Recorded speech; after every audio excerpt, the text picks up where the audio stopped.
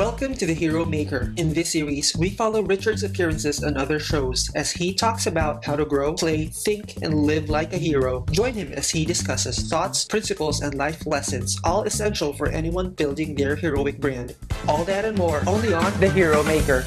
Well, it's a couple of things that come to mind when you're talking about all of that. One is, how did the teachers and staff at the school react? But also bullies, with that amount of cash that you've got, was there not any issue with that either?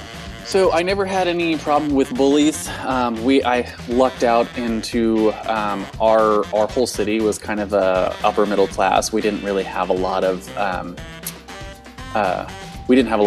riffraff in our school, if that makes sense. So most of the people were very cool. And because of where we lived, a lot of the kids' parents were, high-level CEOs or executives in San Diego and LA and stuff like that. We were a college prep school, so most of the kids were like dedicated and doing good work and stuff like that. So I did not have a problem with bullies, and I was also smart enough that like whatever money I made that day, I brought home and gave my dad to store, safekeeping kind of stuff. So I wasn't walking around with much cash.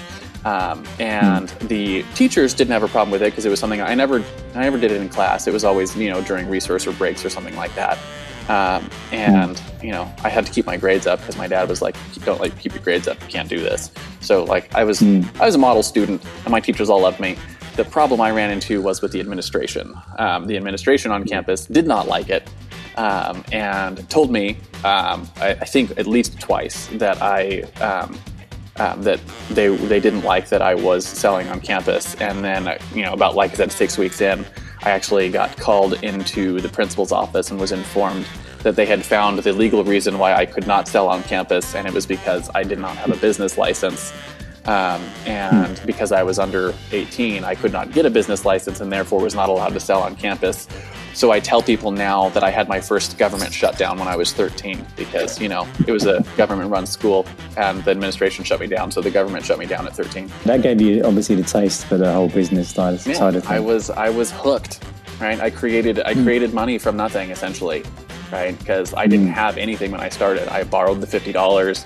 I paid the $50 back. I created income from nothing, which is what entrepreneurship is. It's about creating value and adding to the world, right? We add our value to the world and we create more wealth. And it was my first taste of that, and it has stuck with me ever since, and I love it. If you want to hear the rest of this discussion, please check out the link to the full episode in the description below.